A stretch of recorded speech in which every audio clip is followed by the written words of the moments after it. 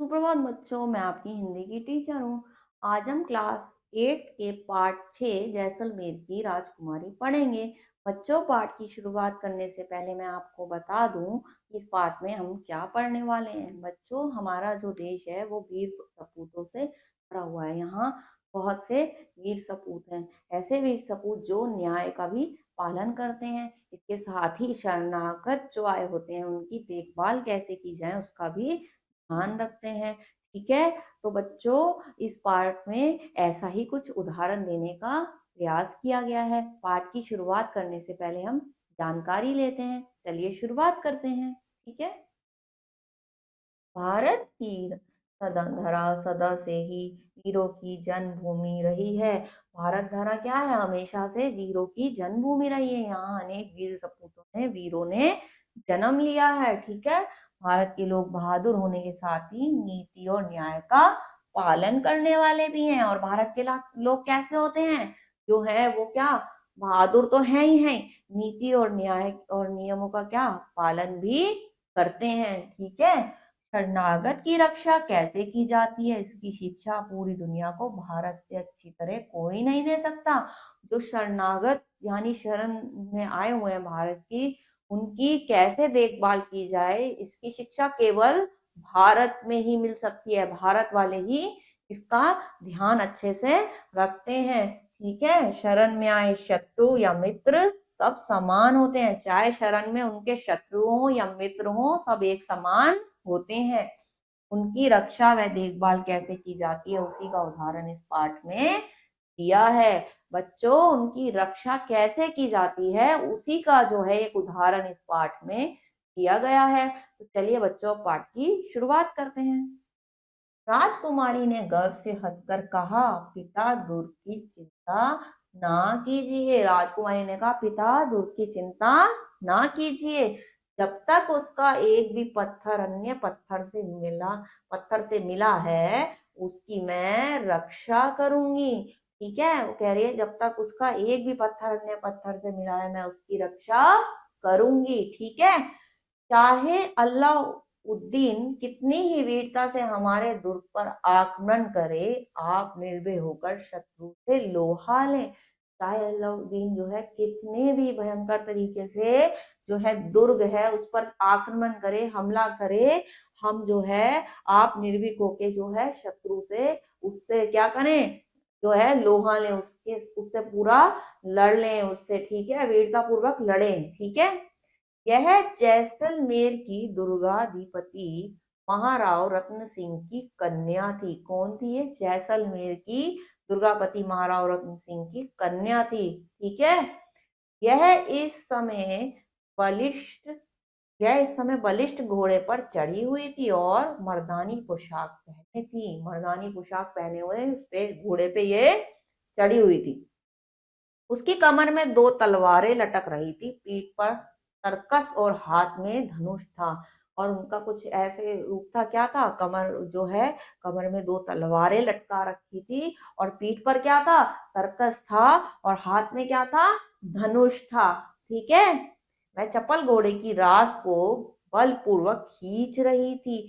जो एक क्षण भी स्थिर रहना नहीं चाहता था, वो ऐसे घोड़े की उसको खींच रही थी तो एक क्षण भी, थोड़ी एक मिनट के लिए भी क्या स्थिर नहीं रहना चाहता था। ऐसा घोड़ा था वो, उसकी जो है उसको खींच रही थी लगाम को। ठीक है। आगे देखते हैं आगे क्या होता है। रत्न सिंह एक हाथी के फौलादी होते पर बैठे आक्रमण के लिए प्रस्थान कर रहे थे। एक हाथी के फौलादी होते पर बैठे हुए रत्न सिंह जो थे, उनके पिता जो थे, क्या कर रहे थे, आक्रमण की तरफ जा रहे थे। ठीक है। सामने राजपूत घोड़ों पर सवार नंगी तलवारें लिए मैदान में खड़े थे। सामने राजपूत जो है तलवारें लेके मैदान में खड़े हुए थे। ठीक है। उनके घोड़े हिनहिना रहे थे और शस्त्र झनझना रहे थे। ठीक है। उनके घोड़े उस समय हिनहिना रहे थे। ठीक है। रत्न सिंह ने पुत्री के कंधे पर हाथ धर के कहा, बेटी, तुझसे मुझे ऐसी आशा है, मैं दुर्ग को तुझे सौंप कर निश्चिंत हो गया हूँ। देखना, सावधान रहना, शत्रु केवल वीर ही नहीं धूर्त और छलिया भी है। वो कह रहे हैं मैंने तुझे दुर्ग को सौंप दिया है, इसकी रक्षा तुम करोगे, लेकिन सावधान भी रहना, जो शत्रु है सामने वाला वो क्या है, छलिया भी है। वो तेरे साथ छल करके तुझे जो है पता भी नहीं लगेगा और वो आक्रमण कर देगा। तो पूरा जो है सावधान रहना। ठीक है, आगे देखते हैं आगे क्या होता है। बालिका ने वक्र दृष्टि से पिता को देखा और हंसकर कहा, नहीं पिताजी, आप निश्चिंत होकर प्रस्थान करें, किले का बाल भी बाका नहीं होगा। वो कह रही है आप निश्चित हो जाएं, किले का बिल्कुल भी बाल बाका नहीं होगा, कुछ भी नहीं होगा। ठीक है। रत्न सिंह ने कहा एक तीव्र दृष्टि अपने किले के धूप से चमकते हुए कंगूरों पर डाली और हाथी बढ़ाया। इसके बाद दुर्ग का फाटक बंद हो गया। जो दुर्ग है उसका फाटक जो है, गेट जो है दरबार का, उसका बंद हो गया। ठीक है। टिड्डी दल की भांति शत्रु ने दुर्ग घेर रखा था। और उन्होंने सारे शत्रुओं ने क्या कर रखा था, दुर्ग को चारों तरफ से घेरा हुआ था। ठीक है। सब प्रकार की रसद बाहर से आनी बनती। प्रतिदिन यवन दल गोली और तीरों की वर्षा करते थे, पर जैसलमेर का अजय दुर्ग गर्व से मस्तक उठाए हुए खड़ा था। लेकिन उसके बाद भी जो है दुर्ग जो है बिल्कुल सुरक्षित था। ठीक है। इतने ज्यादा वो आक्रमण हो रहे थे, उसके बाद भी जो है दुर्ग सही था। यवन समझ गए थे कि दुर्ग विजय करना हंसी ठट्ठा नहीं। राजनंदिनी रत्नवती अपने दुर्ग के में सुरक्षित बैठी शत्रुओं के दांत खट्टे कर रही थी। और जो राजनंदिनी थी, जैसलमेर की जो राजकुमारी थी, वो क्या कर रही थी, अपने शत्रुओं को एक पे एक वार करके उनको पराजित करती जा रही थी। ठीक है। वह अपनी सखियों समेत दुर्ग के किसी बुर्ज पर जाती और वहां से सनसनाते तीरों की वर्षा करती। वह कहती, मैं स्त्री हूं पर अबला नहीं, मैं एक स्त्री हूं लेकिन इतनी कमजोर नहीं कि अपने दुर्ग की रक्षा ना कर सकूं। वह ऐसा भी कहती थी। वह क्या कहती थी, मुझ में साहस और हिम्मत है, मैं इन यवनों को समझती क्या हूँ। वो कह रही है उसकी बातें सुन सहेलियां ठा ठा कर हंस देती थी। और वो ये कहती थी कि मुझ में इतनी साहस है और मैं, मेरे आगे ये लोग कुछ भी नहीं है, मैं इनसे मिनटों में ऐसे ही जीत सकती हूँ। ठीक है, ऐसा कहती हैं। और इतना सुनकर उनकी जो सारी सहेलियां हैं वो हंसती थी, खुश होती थी। ठीक है। मलिक काफूर एक गुलाम था जो यवन सेना का अधिपति था। उसने सोचा था कि जब किले के में खाद्य पदार्थ कम हो जाएंगे, दुर्ग वश में आ जाएगा। उसने यह सोचा कि जब वहां पे खाद्य पदार्थ अगर कम हो जाएंगे तो शायद दुर्ग वश में आ जाएगा, फिर हम जो है जीत हासिल कर सकेंगे। ठीक है। फिर भी वह समय समय पर दुर्ग पर आक्रमण कर देता था, परंतु दुर्ग की चट्टानों और भारी दीवारों को कोई क्षति नहीं पहुंचती थी।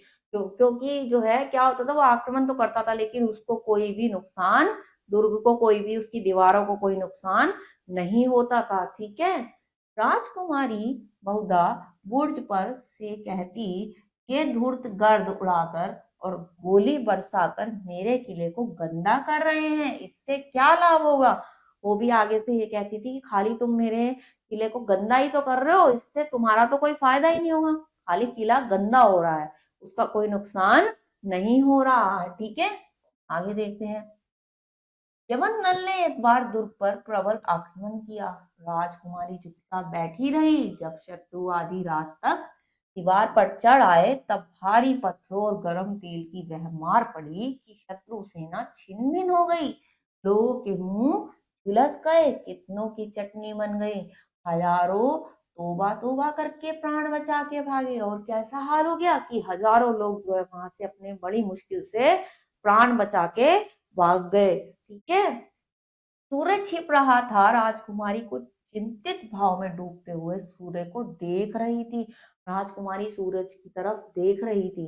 ठीक है, कुछ चिंता करते हुए। उसे 4 दिन से पिता का संदेश नहीं मिला था। मैं सोच रही थी कि इस समय पिता को क्या सहायता दी जा सकती है। वह एक बुर्ज के नीचे बैठ गई। क्या चिंता थी उन्हें, इस समय पिताजी को मैं क्या मदद कर सकती हूँ। ठीक है। धीरे धीरे अंधकार बढ़ने लगा। उसने देखा एक काली मूर्ति धीरे धीरे पर्वत की तंग राह से किले की ओर अग्रसर हो रही है। और फिर उसने समझा पिता का संदेशवाहक होगा। वे चुपचाप उत्सुक होकर उधर ही देखती रही। उसे लगा कि पिताजी ने किसी संदेशवाहक को भेजा है, इसलिए वो चुपचाप उधर की तरफ ही देखती रही। ठीक है, आगे क्या हुआ आगे देखते हैं। उससे आश्चर्य तब हुआ जब उसने देखा वह गुप्त द्वार की ओर ना जाकर सिंह द्वार की ओर जा रहा है। उसे तब हैरानी हुई कि जहां उसे जाना वो चाहिए गुप्त द्वार, वहां ना जाके कहाँ जा रहा है, सिंह द्वार की ओर जा रहा है। तब अवश्य ही वह शत्रु है। तो उसने सोचा जरूरी है तब शत्रु होगा। तो राजकुमारी ने ऐसा तीखा बाण हाथ से में लिया और छिपती हुई उस मूर्ति के साथ ही द्वार के ऊपर आ गई। और वो द्वार के ऊपर चुपचाप से आ गई। वह मूर्ति एक गठरी को पीठ से उतार कर प्राचीर पर चढ़ने का उपाय सोच रही थी। वह क्या सोच रही थी, वह पीठ पर चढ़ने का प्राचीर जो है वहां पर चढ़ने का क्या सोच रही थी, उपाय ही सोच रही थी। राजकुमारी ने धनुष पर बाण चढ़ाकर ललका कर कहा वहीं खड़ा रहे। और राजकुमारी ने क्या कहा, वहीं पर खड़ा रहे, एकदम उन्होंने उसे ललकार कर कहा। ठीक है, राजकुमारी को सम्मुख देख वह व्यक्ति भयभीत स्वर में बोला मुझे किले में आने दीजिए, बहुत जरूरी संदेश है।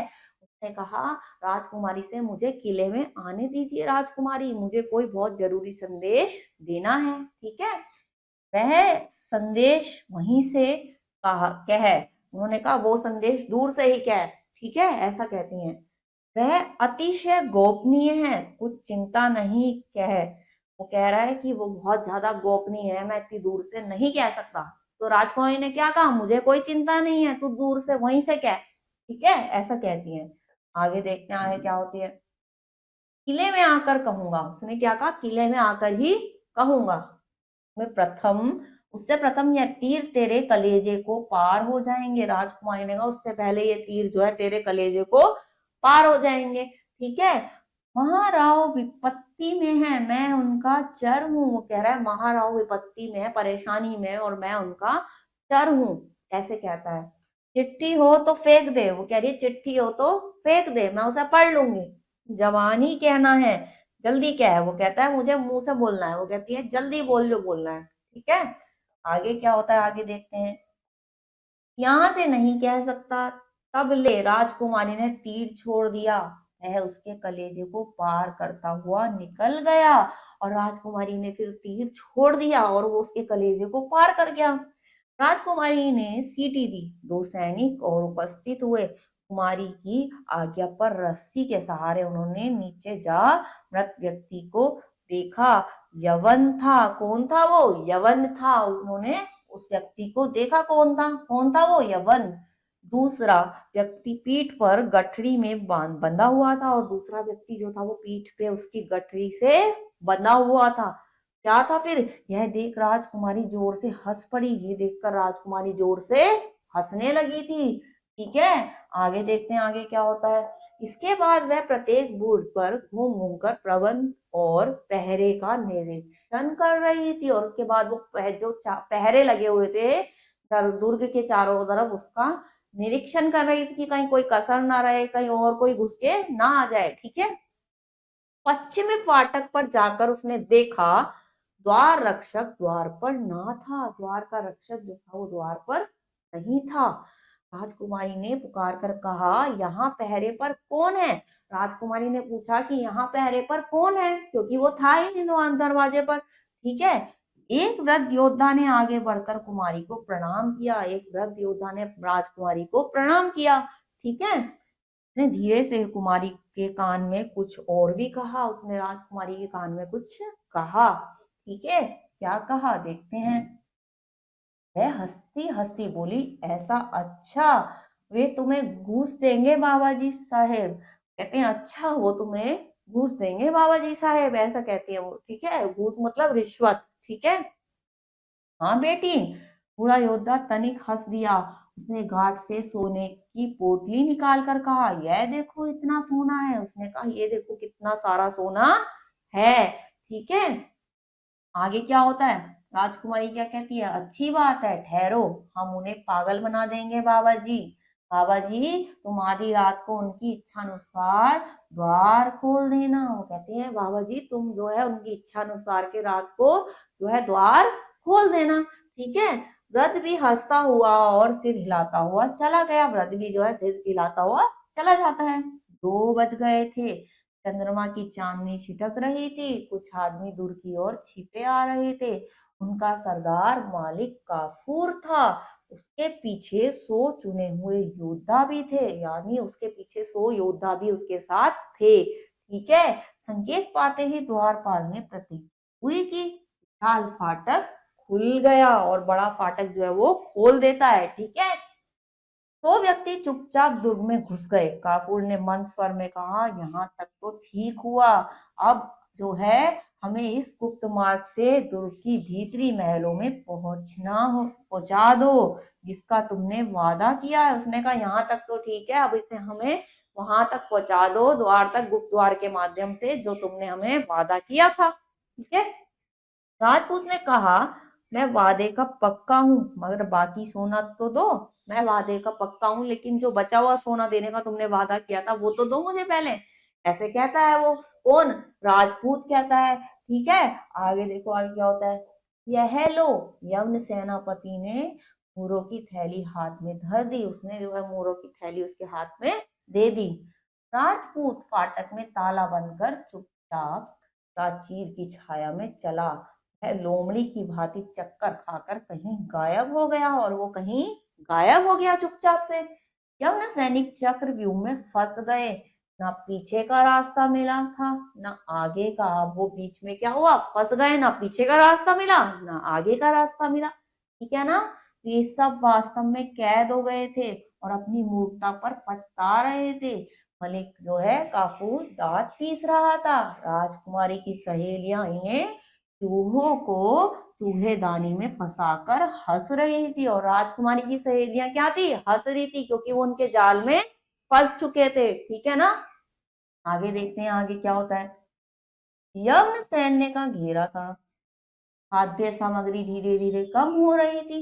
राजपूत भूखों मर रहे थे। राजपूत क्या हो रहा था, भूखे मर रहे थे। राजकुमारी का शरीर पीला हो गया था।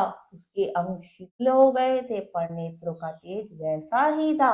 लेकिन नेत्रों का तेज वैसा ही था जैसे पहले हुआ करता था, ठीक है। उसे कैदियों के भोजन की बड़ी चिंता थी। उसे चिंता हो गई थी कि जो कैदी हैं, उनके भोजन कहाँ से आएंगे, ठीक है। ने मलिक काफूर के पास जाकर कहा, यवन सेनापति, मुझे तुमसे कुछ परामर्श करना है। मैं विवश हो गई हूँ। मैं तुमसे परामर्श सलाह लेने के लिए क्या हो गई हूँ, विवश हो गई हूँ। मुझे तुमसे कुछ सलाह करनी है। दुर्ग में खाद्य सामग्री बहुत कम हो गई है, और मुझे यह संकोच हो रहा है कि आपकी कैसे अतिथि सेवा की जाए। मुझे यह बहुत सोच सोच के वो हो रहा है कि मैं आप लोगों की अतिथि सेवा कैसे करूं, क्योंकि भोजन का सामान क्या हो रहा है, कम होता जा रहा है, ठीक है। अब कल से हम लोग एक मुट्ठी अन्न लेंगे, और आप लोगों को 2 मुट्ठी उस समय तक मिलेगा जब तक कि अन्न दुर्ग में रहेगा। आगे ईश्वर मालिक है। वो कह रही है तभी तक भोजन मिलेगा जब तक यहाँ पे अन्न है, उसके बाद नहीं है, आगे भगवान मालिक है, ऐसा कहती है राजकुमारी, ठीक है। आगे देखते हैं। मलिक काफूर ने कहा, राजकुमारी, मुझे यकीन है कि आप 20 किलो की हिफाजत कर सकती हैं। वो कह रहा है मुझे अभी भी यकीन है कि आप 20 किलो की हिफाजत कर सकती हैं। आप 1 किले की दुर्ग जो है उसकी हिफाजत कर रही है, मुझे अब यकीन हो गया कि आप 20 किलो की भी हिफाजत कर सकती हैं। हाँ, यदि मेरे पास हो तो। राजकुमारी चली आई। 18 सप्ताह बीत गए, और 18 सप्ताह ऐसे ही उन्हें बीत गए। अलाउद्दीन के गुप्तचर ने आकर सुल्तान को झुककर सलाम किया। अब उसके जो गुप्तचर है वो आते हैं और उसे सलाम करते हैं, ठीक है, अलाउद्दीन के। आगे देखते हैं क्या होता है। फिर सुल्तान ने पूछा, क्या राजकुमारी रत्नवती किला देने को तैयार है? उसने कहा, क्या राजकुमारी किला हमें देने को तैयार है? ऐसे पूछता है। नहीं खुदाबंद, हाँ, किसी तरकीब से रसद पहुंच गई है। किला 9 महीनों और पड़ा रहने पर भी हाथ ना आएगा, फिर पानी अब किसी तालाब में नहीं है। और वो कह रहे हैं कि अब जो है रसद तो पहुंच गई है, लेकिन किला जो है 9 महीना पड़ा रहने पर भी हाथ में नहीं आएगा। ठीक है, और क्या खबर है वो पूछते हैं। रत्न सिंह के मालवे तक शाही सेना को खदेड़ दिया है। अब रत्न सिंह के मालवे तक शाही सेना को क्या उसने बताया कि हमने खत्म कर दिया है, खदेड़ दिया है। ठीक है, आगे क्या होता है। अलाउद्दीन हत बुद्धि हो गया और महाराव से संधि का प्रस्ताव किया। उसने महाराव से संधि का प्रस्ताव किया कि हम आपस में समझौता कर लेते हैं, संधि कर लेते हैं। सुंदर प्रभात था, राजकुमारी ने दुर्ग प्राचीर पर खड़ी होकर देखा, शाही सेना डेरे डंडे उखाड़कर जा रही है और महाराव रतन सिंह विजय राजपूतों के साथ दुर्ग की ओर आ रहे हैं।